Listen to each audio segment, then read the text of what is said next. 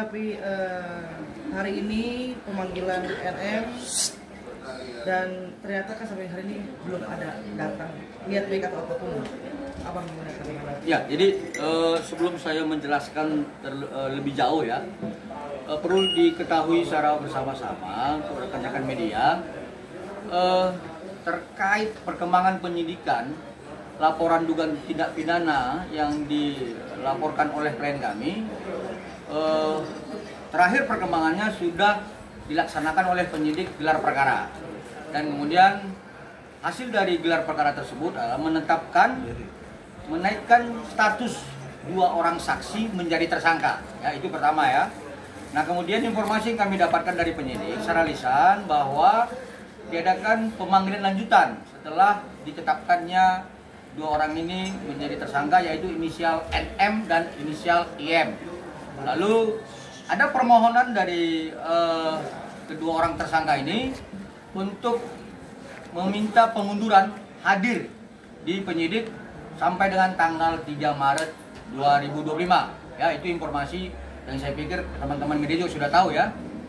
Tapi dalam hal ini perlu kami sampaikan bahwa asas presumption of innocence ya, asas praduga tak bersalah itu kami hormati ya. Kami sebagai penasihat hukum dari klien kami sangat menghormati itu. Tetapi penyidik dalam hal ini dilindungi dalam satu konstitusi Undang-Undang Nomor 2 Tahun 2002 dalam pasal 18 memiliki kewenangan ya, memiliki kewenangan untuk menilai apakah permohonan untuk diundurkan hadirnya kedua orang tersangka ini dapat diterima atau tidak dapat diterima.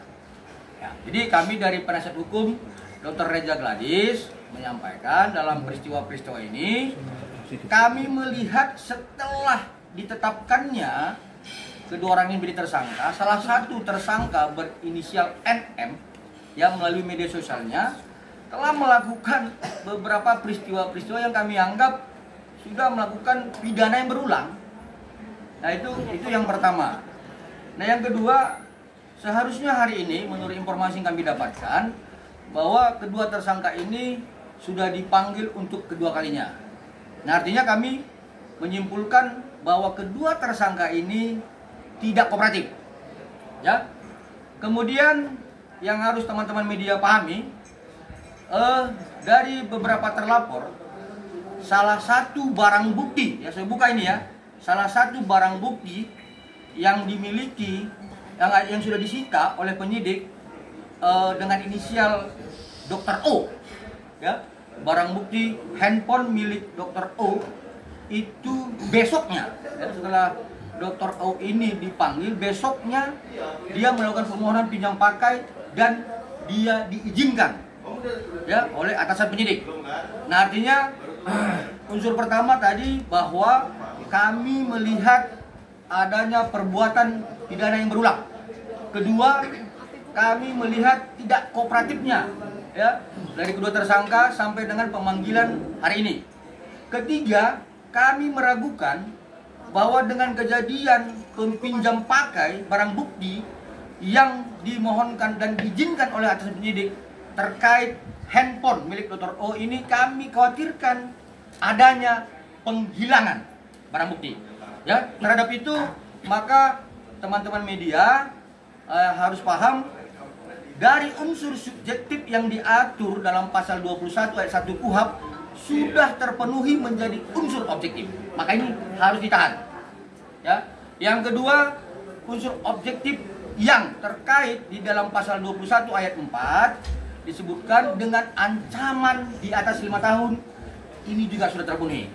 Maka menurut kami tidak ada lagi alasan bagi pihak penyidik untuk tidak melakukan upaya-upaya paksa ya terhadap kedua tersangka untuk kemudian melakukan penahanan terhadap kedua tersangka agar kepentingan hukum dan kepastian hukum dapat dijamin untuk seluruh warga negara, karena ada asas equality before the law yang harus dihormati penyidik. Saya pikir demikian untuk pembuka media. Ada lagi lain? Bang, mungkin berandai-andai Bang, tapi kalau ini kan sudah pemanggilan ya Bang, tidak hadir, secara prosedur hukumnya kan akan pencurian paksa. Ya. Oke. langkah apa yang abang lakukan kalau memang misalnya ya tidak terpenuhi semuanya? Oke, jadi secara hukum normatif dalam hukum acara, saya pikir tidak ada alasan lagi ya, tidak ada alasan lagi untuk bagi penyidik tidak menahan ya, seperti yang saya sampaikan tadi, karena unsur subjektif dan objektif telah terpenuhi. Tapi kalau kemudian apa yang saya sampaikan ini juga tidak terlaksana oleh penyidik dan atasan penyidik di Subdik 3 Cyber Polda Metro Jaya, kami akan melakukan upaya-upaya lain. Sebagai contoh, yang diatur dalam Peraturan Kapolri Nomor 6 Tahun 2019 di Pasal 41. Ya, seharusnya adanya pengawasan yang bersifat insidental dari atasan penyidik. Nah, jadi untuk ke depan kami akan melakukan upaya-upaya hukum untuk menyampaikan hal ini kepada Bapak Kapolri Seki Irwasum. Demikian dia. Ada lagi? Bang, soal kronologi sendiri, maaf mengulang gitu kan. Diki sempat ngomong bahwa kenapa adanya ini semua karena dia bilang mengantongi produk berbahayanya Dr. Reza Gladys berupa jarum suntik kan, yang tidak boleh berdagang bebaskan. Di e-commerce itu gimana bang? Apa klarifikasi dari dokter sendiri? Baik, jadi sebenarnya ini kan sudah masuk dalam materi pokok perkara ya, tapi sedikit saya sampaikan. Sebenarnya kalau misalnya ada yang mengatakan bahwa klien kami ini melakukan penjualan terkait produk ilegal, pertama laporkan, itu ya, laporkan. Jadi jangan berbicara masalah dia review, kemudian melakukan pengancaman. Ini kan niat dari awal sudah jelas, terstruktur. Ya, dia katakan ada produk yang ilegal, kemudian dia tidak laporkan, tetapi dia lakukan review. Nah ini kan terstruktur nih, ada niatnya dari awal nih. Ya.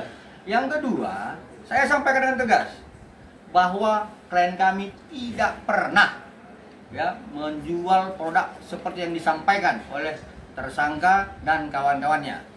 Ya, tapi kalaupun memang dia sudah menjual produk itu, ingat ya, yang perlu saya sampaikan, saya senggol sedikit ya materi pokok perkaranya.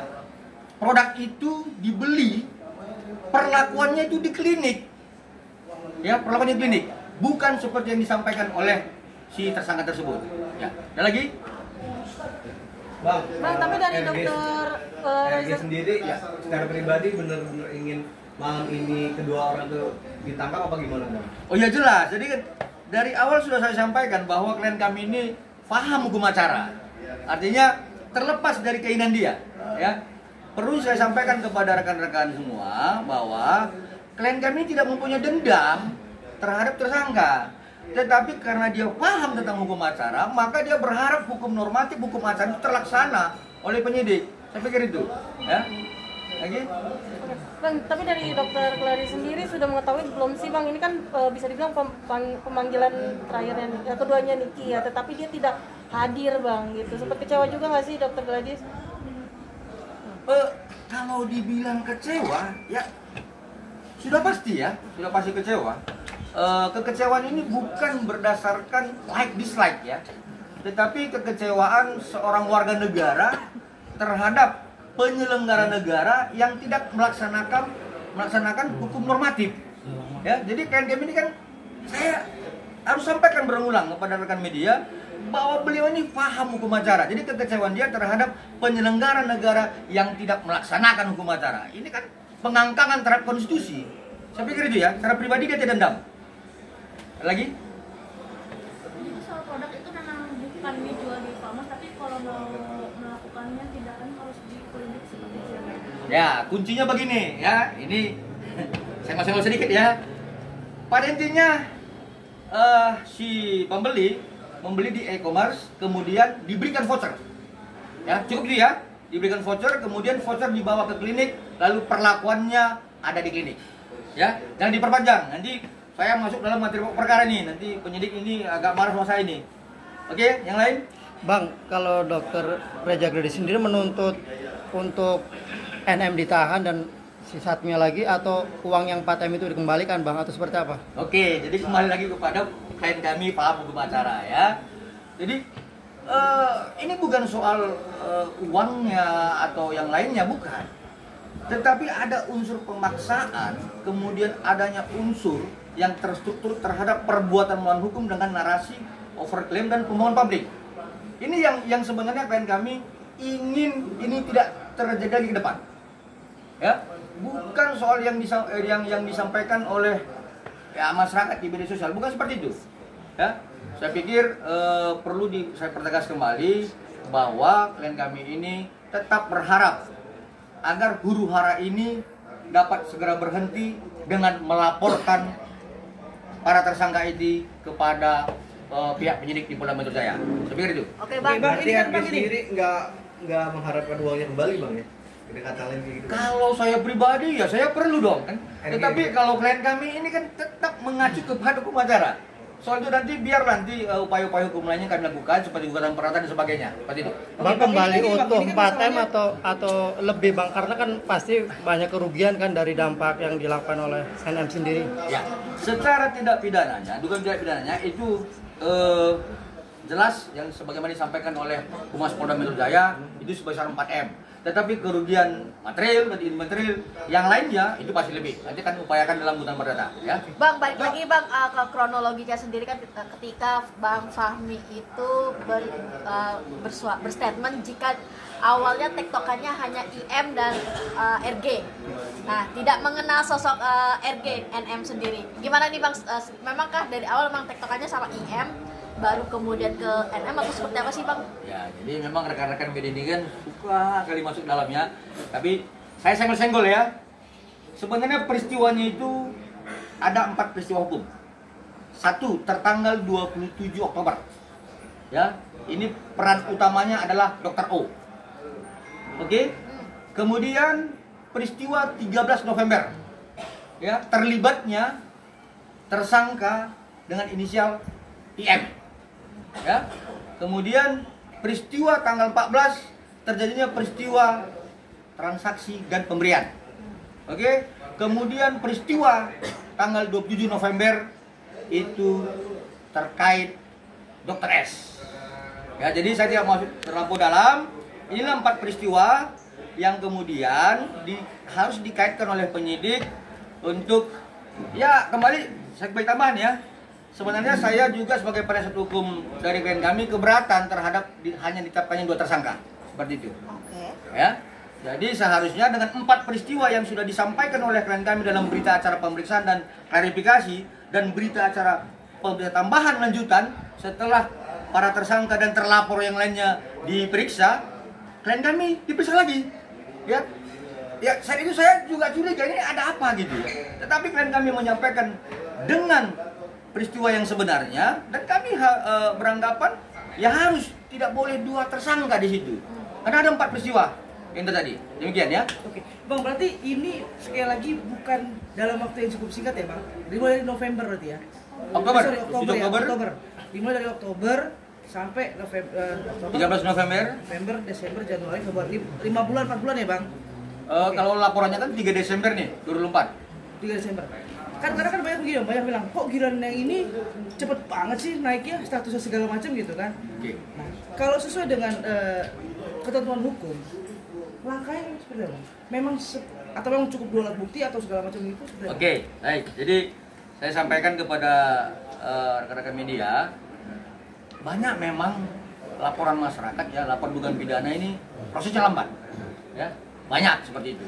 Tapi ya saya harus sampaikan bahwa mungkin alat bukti dan barang bukti yang disampaikan oleh pelapor itu sifatnya kabur, ya off caliber ya.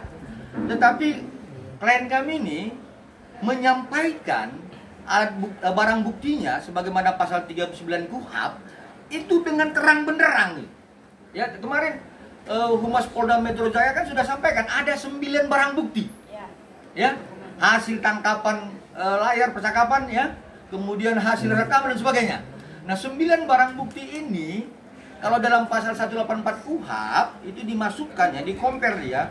Ketika ini sudah terpenuhi minimal 2 alat bukti, maka penyidik dapat menetapkan tersangka. Seperti itu. Jadi mulai tanggal 3 Desember kita buat laporan, kemudian tanggal 30 Desember itu kami menerima SP SPDP dan SP2HP bahwa sudah dilakukan gelar perkara dan dinaikkan status dalam tingkat sidik. Itu 30 Desember, berarti 27 hari ya. Artinya barang bukti yang terang benderang yang dikatakan Humas Polda Metro Jaya ada 9 barang bukti itu dalam waktu 27 hari divalidasi. Ya, divalidasi oleh penyidik. Sebenarnya kalau saya penyidik itu cukup 5 hari. Kenapa? Ini terang benderang. Ya, tetapi ya sudahlah. Ini penyidik saat itu kan ingin bahwa ini tidak ada upaya-upaya hukum prapit atau upaya hukum perawan yang lain dari ya tersangka yang akan ditetapkan dalam gelar perkara. Seperti itu dia. Nah, kemudian tanggal 30 Desember setelah kami menerima SPDP dan SP2HP, lalu 1 bulan kemudian dilakukan gelar perkara, ya beberapa waktu yang lalu. Nah, ini kan sudah 1 bulan lebih. Nah, kalau banyak ada yang menyampaikan ini terlampau cepat dan sebagainya, saya pikir itu yang tidak paham hukum acara itu. Ya, yang pasti adalah barang bukti yang kami sampaikan itu terang benderang, kemudian divalidasi dalam proses lidik menjadi alat bukti yang sangat terang benderang. Demikian.